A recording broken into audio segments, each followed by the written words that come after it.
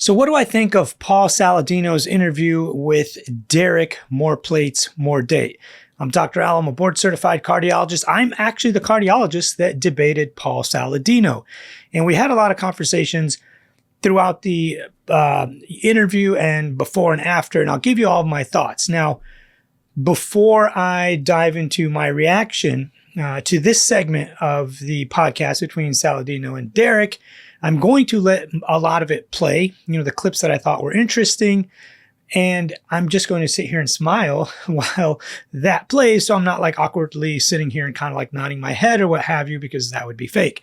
So I'm just going to let it play, and then you will get my response. That's what's missing. So there's no discussion of this because there are no pharmaceuticals that we have right now that can really improve insulin resistance within a cardiovascular context. There are some that will do it, but they're used in diabetes and they cause other problems. No, fortunately, what I would say, though, as a counter to that is among the people who are actually debating about this stuff publicly, I don't think anyone is opposed to the idea of fixing metabolic health. Like, everyone is a very strong proponent of exercise, move, get your steps in, make sure you are not overeating, like basic stuff. Whereas you might not get that from your family physician, but if you're even consuming the content that comes from you, you've probably also seen the content from the opposite side of the camp that might assert that ApoB is something you want to manually lower with pharmacology. But those people are still also saying, maybe you could give examples otherwise, but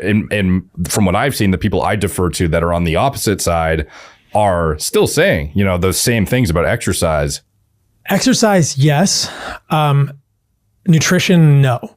So if you look at sort of these people, or if you look at the perspective around ApoB or around cardiovascular disease, there's really, and this is probably because the nutrition is where we're all disagreeing with each other, right? There's not a whole lot of discussion about what you can do in terms of your diet to modify your metabolic health. Sure, somebody can go out and walk or exercise, but I'll tell you what, Derek, I would say that if you or anyone listening to this is eating the wrong things, that's not going to help. You cannot out-exercise a bad diet. I believe that very strongly. You cannot go to Dunkin' Donuts and eat a donut full of processed grains, high fructose corn syrup, cooked in seed oils. But it's like, who on social media who is debating against you is a proponent for any of that stuff? Like, I feel like no one. Well, it's like everyone's kind of arguing against the family doc who's not online debating against either side, it feels like. Right, but there are people in the discussion who will just kind of throw their hands up and say, we don't know what's going on with the nutrition, therefore I think you should just focus on exercise. That's Peter's perspective in his book. No, he is super intensive on managing diet for sure. But he's talking about in the book that the nutrition studies are so complicated that we don't really know what's going on here, and you should just focus on the exercise. I don't think that's the case. I've seen him get pretty, intensive on diet. Like, he definitely is not saying ignore it because it's complicated. Right. But there's not enough discussion there around how diet modifies. If you look at his diet, I bet it's not that different than what you do. I have no idea what he's eating. Yeah. He's like an investor in Maui Nui venison, and he eats a ton of that every day and thinks it's like super high quality meat, which I'm sure you would agree with. Yeah. The majority of his protein comes from that.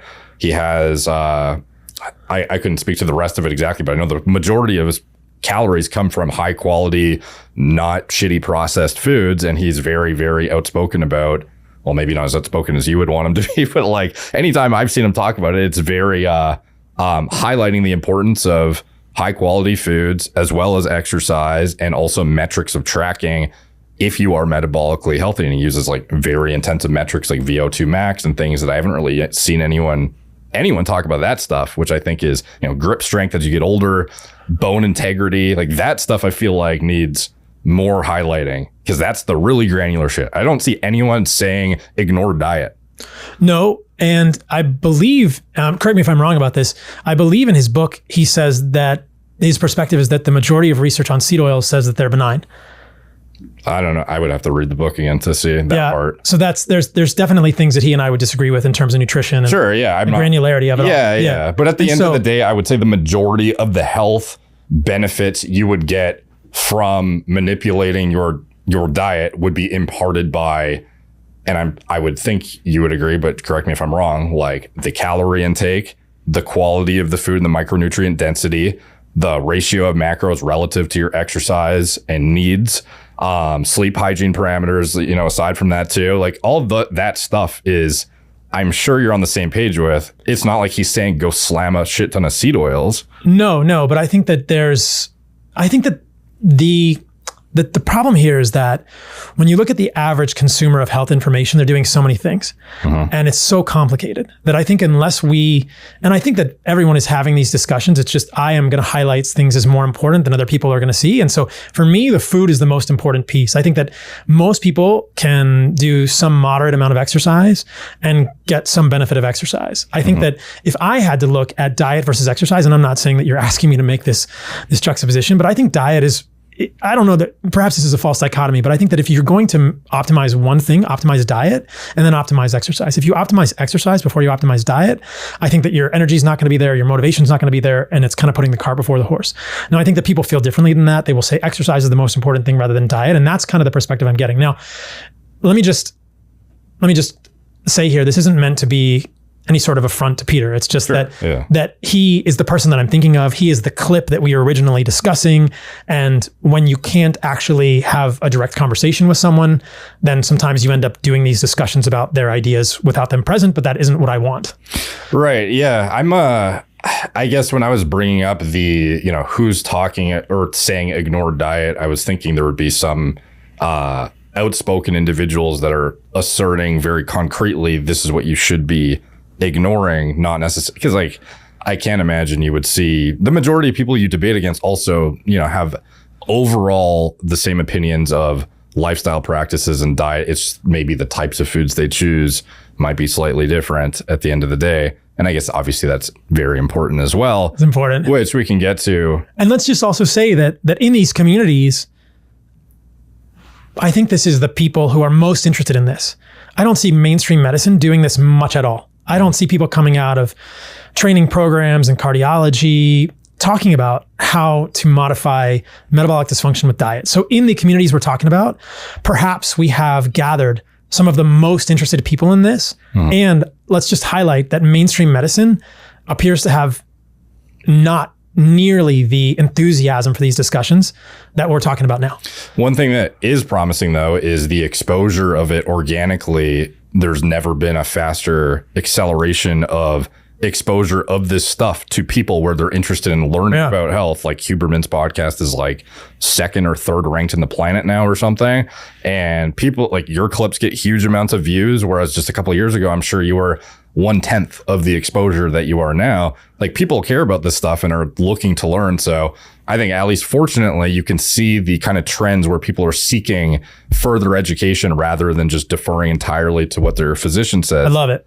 Yeah. So. I love it. It's just, I think that we sort of started discussion with the 2017 paper from, European Atherosclerosis Society and talking about this LDL causes atherosclerosis. There's not as much discussion in there about, and perhaps some people will think this is splitting hairs, but I think it's so important when you look at cardiovascular disease. Fascinating topic. Before I went back to medical school, I was a physician assistant. I did cardiology. I've always been interested in atherosclerosis. My dad had an angioplasty when he was 42. So I have a history in my family of early heart disease in a primary relative. And then now he has a stent. So my dad has accelerated, according to, having an angioplasty at 42, and now cardiovascular disease and takes blood pressure medications and takes statins. And so I have a family history of this, but I just think it's an interesting thing also because it seems to be a disease that is prevalent in our society. And so when you're looking at something like that, I think it's important to split hairs and say, what are the most important topics and how do we really make the conversation as clear, as granular, and as, I think, digestible and elegant for people as we can. And that's what I see in the ApoB conversations. It feels a little bit too blunt to me. So in the interview, this is the same interview where Paul stated that he no longer does keto. And I did a video on that, like why Paul Saladino quit the keto diet. He said that he does not follow keto anymore for various health reasons that he noticed in himself: lack of energy, fatigue, low testosterone. He named a lot of things. But on top of that, he stated that he does not think that most people should follow that, which I think is reasonable. I believe, based on the data and the science and almost everything we know now, that the keto diet, depending on how you do it, generally probably not going to be healthy. For most people, if you're consuming the majority of your calories from fat, you are probably going to increase your LDL cholesterol and that is problematic. Now, not everyone, and there are ways to do keto where it might not raise your LDL as much, and some people don't raise their LDL. You can try it and see if you want to eat this diet and try it and see if your LDL cholesterol goes up. Do that, and then talk to your cardiologist or your doctor, have them check your lipid panel and see if your numbers actually increased. That is one way to do it. So in this interview, this was labeled on YouTube as Paul Saladino reacts to Peter Attia's diet advice. And Derek took the stance in this video of almost defending Peter Attia. So Peter Attia, if you don't know who he is this doctor who was training to be a surgeon somewhere around 2012 or 2013, maybe did a TED talk about diabetes because he noticed he was pre-diabetic. And he said how we view diabetic patients differently than people who have other things like cancer and the stigma around them. Great TED talk. Go watch it. I'm not going to get into diabetes because, you guys can watch some of my diabetes videos if you want to learn about that. So Paul states that, in Peter Attia's Outlive book, that Peter Attia doesn't believe in nutritional studies. So first of all, Paul says that I think that all doctors, Western medicine, all doctors say that you should exercise, right? And Derek stated the same thing. Derek said, yes, it's true. Pretty much all doctors would say exercise. We don't disagree on that. Paul said that he wishes all of doctors would come around. This is how it came up. He said, I wish that all doctors would come around and start telling people to diet and lifestyle or diet and exercise. And I think Derek said, correctly so, that almost all doctors do recommend diet and exercise. He says, I feel you're wrong. Almost all mainstream doctors that I know do recommend that. And I think that's a common misconception. A lot of people on my videos say, why are you talking about medications? You should be talking about lifestyle. You should be talking about diet and exercise. Look, we talk about diet and exercise. 90% of what doctors do when they are talking to patients is diet and exercise. That's not the question. Patients come to us after diet and exercise has failed, or if they can't diet and exercise. A lot of things can be fixed with diet and exercise. Don't get me wrong.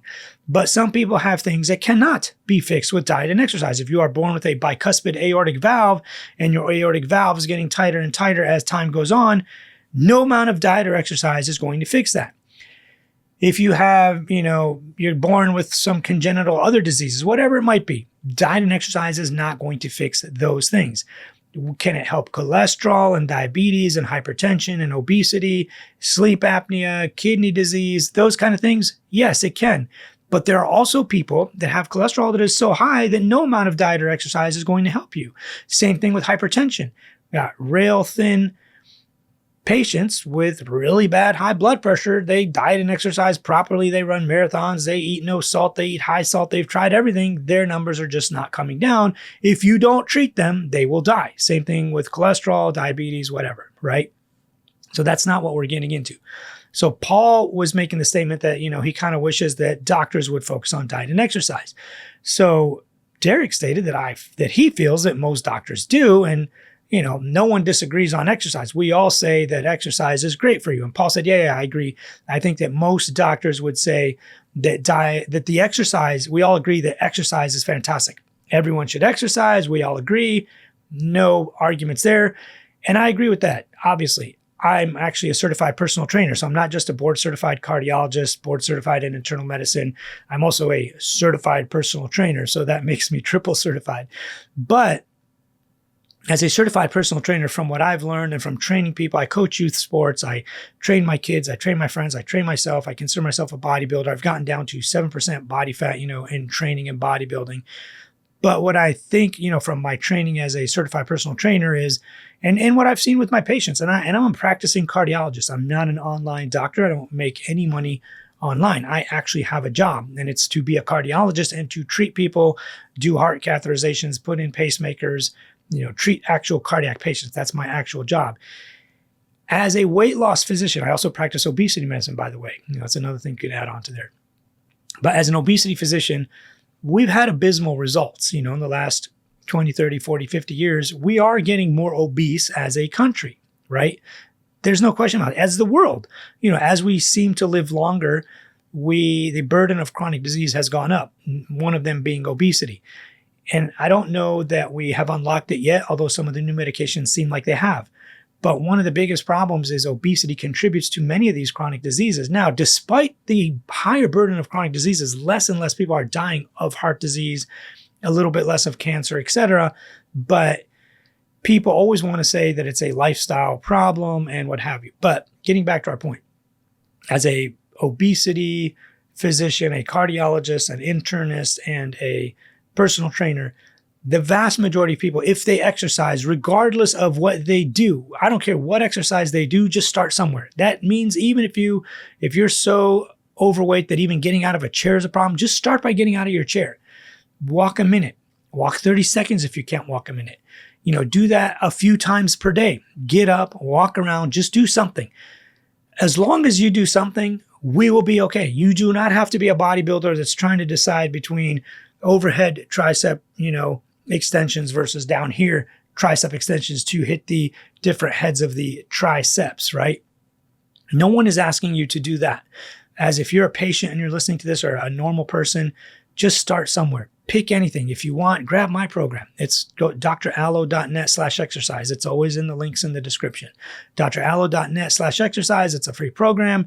You start with very basic stuff and advance to very advanced, bodybuilding techniques. It's a very good program. I highly recommend it. You also get video demonstrations of all the exercises, a schedule, a calendar, what reps, how many sets to do, the exact exercises, everything. I make it super easy for you and my patients as well.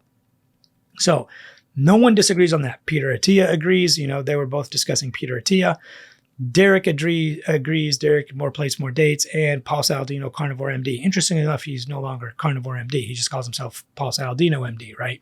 Which is good. I like when people change their thinking or evolve their thinking to a different type of thinking that is more in tune and more in line with what the majority of the world and the data and the evidence says. Now, I don't know. People are like, yeah, after Paul Saladino interviewed you, he changed his diet. No, if you followed him, he's changed his diet slowly over time. I think it's been about 2 or 3 years. He's been adding more honey, more carbohydrates, etc. Now, he's still anti-vegetables. He eats fruit, though, lots of fruit. And he's added probably 200 to 300 grams of carbs per day. He still eats red meat. I don't know if he eats chicken or fish, but that would be more in line with the Mediterranean style diet. Now, getting back to the Peter Attia clip, they were debating, or it came across as, well, Peter Attia in his book, if you read the chapter on nutritional studies, he doesn't believe that they're useful.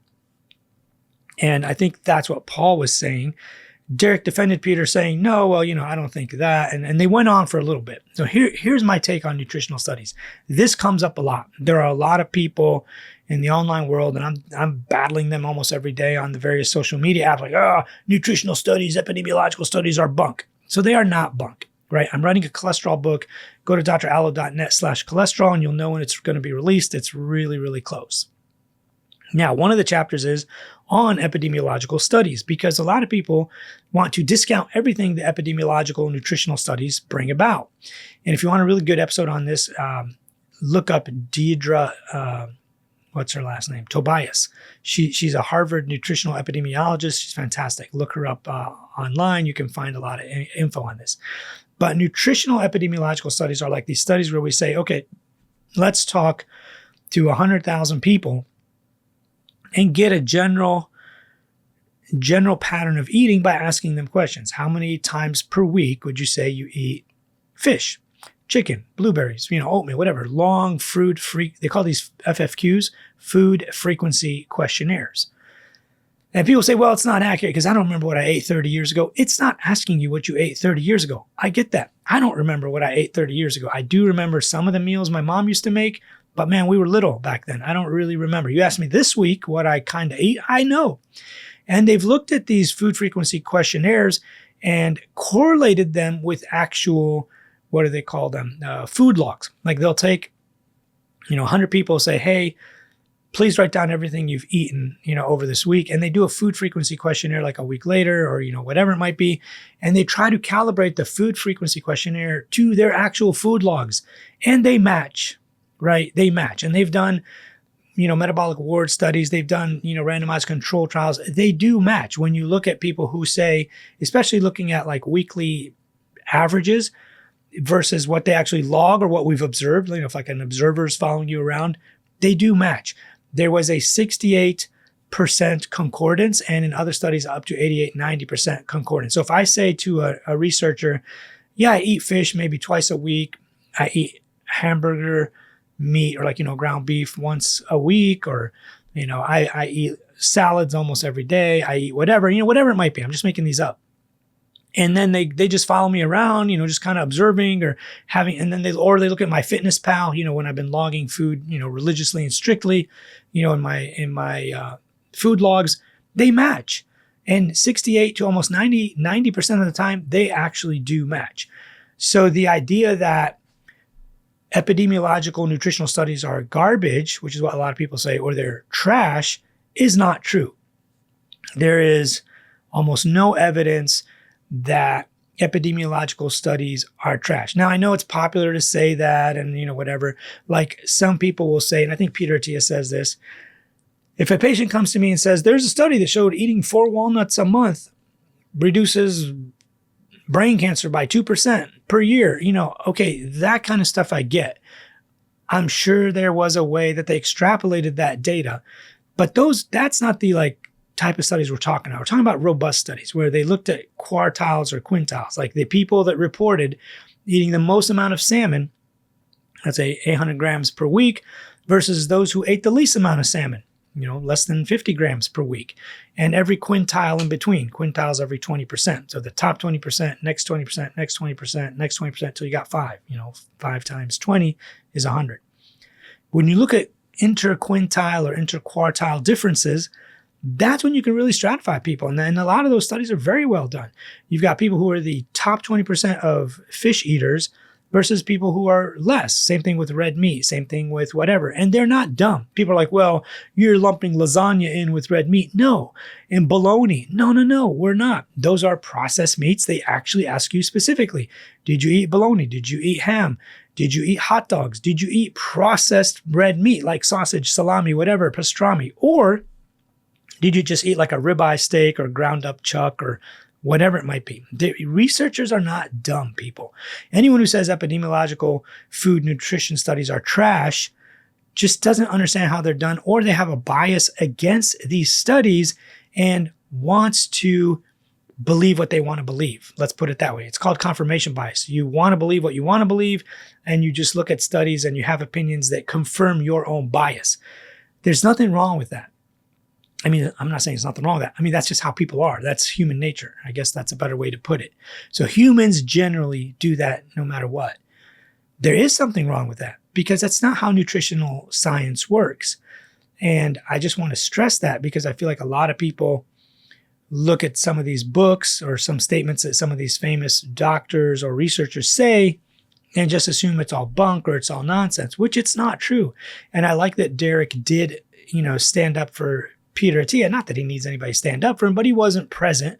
So it was good that they were discussing it. And there's nothing wrong with discussing people's opinions and people's thoughts. It's published in a book. It's public knowledge. You're not gossiping. You're not backbiting. You're not talking about someone behind their back. They put this out there in the world, kind of like I'm doing now, and you're welcome to criticize it and critique it. I welcome that, actually. I would love for you to criticize and critique my videos so we can have healthy discussions. Now, if you just want to say, your eyebrows look ugly, your hair is messed up, I would never trust someone that looks like you, we don't have to talk then. That's just, I don't even know what the word for it is. Childish, maybe, just really weird. Imagine you're in a boardroom at Microsoft, Google, Facebook, and Apple, and that's how you respond to someone who brings up a point. It's just not, there's no reason to talk to the people like that. But I think it was a good discussion. I think that a lot of things came out from the discussion between Derek and Paul Saladino that we generally did not know about Paul Saladino. He no longer follows keto, and he doesn't recommend that anyone should. He thinks that, people should eat fruit, should eat honey. I mean, this is like pure sugar. And most of these people out there are like, oh my God, you're eating sugar. You shouldn't eat pure sugar.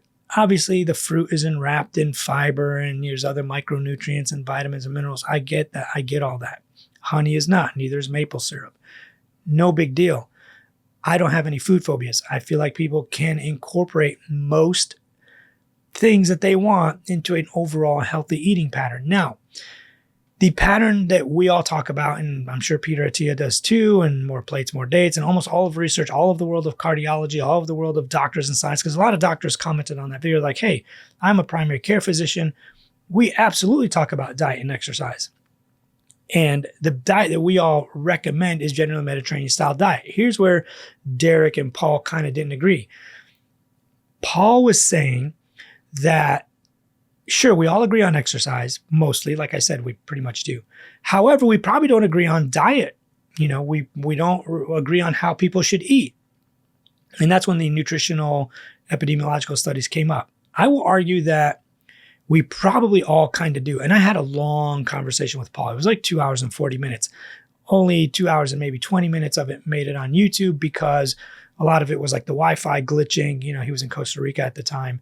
And a lot of it was just off the air, you know, conversations we had between us. But if you listen to the last part of my video with Paul, maybe just listen to like the last 15, 20 minutes, maybe after the 2 hour mark.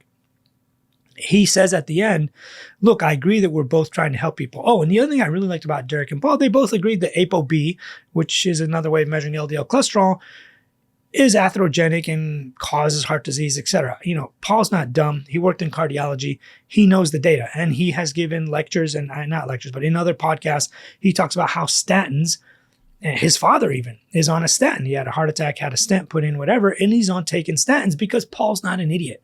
He's not one of these like science deniers. And a lot of these carnivore crowds are just anti-science, data and research. So Paul said, yeah, my dad is on statins because he had a stent. If you had a stent, you absolutely need a statin. There's just no question about it. I think Paul said he said his dad had his first stent or heart attack in his 40s. So Paul needs to be super careful because, you know, you might have a lipoprotein A problem, really high familial hypercholesterolemia, which Paul does because his LDL is over 200. Now, it's probably diet-induced in his case, but who knows? Diet-induced may not go that high unless you have the underlying genetics for it. So if he has familial hypercholesterolemia, which those of you who are listening to this, don't go out there and say, oh my God, you said Paul has this and that. I did not. I'm hypothesizing based on my experience, the patients I've seen, and the research and data surrounding familial hypercholesterolemia. If you have familial hypercholesterolemia and you eat a diet that is lipid enhancing, your lipids will go up more. Paul's lipids, the last one I saw when he did in April, I think his LDL cholesterol was 151. Previously, he had posted it was 200. And I did a whole video on analyzing Paul's labs. He posted it in April, his labs, going over his labs. I did a video right afterwards going over his labs.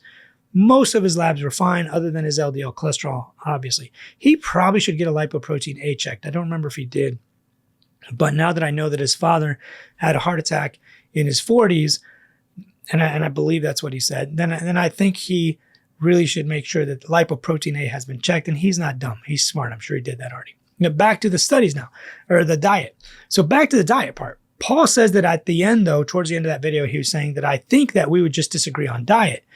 And he says, well, I don't think Peter Attia would disagree that much. He believes all diet studies are bunk anyways, which I don't agree with that at all. We have solid evidence, like I mentioned, that a Mediterranean style diet or a DASH diet, there's very similar. One's just no salt, no alcohol.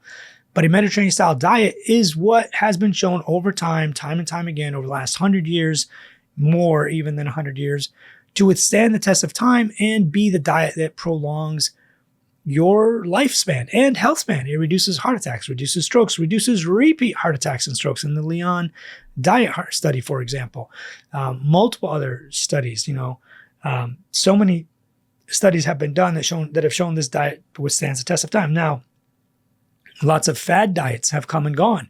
You have the Atkins and the ketos and the intermittent fasting and the snake whatever diet. Like there's millions of diets. Every day there's a new diet that we have to debunk or talk about or say how you can use it if it's good.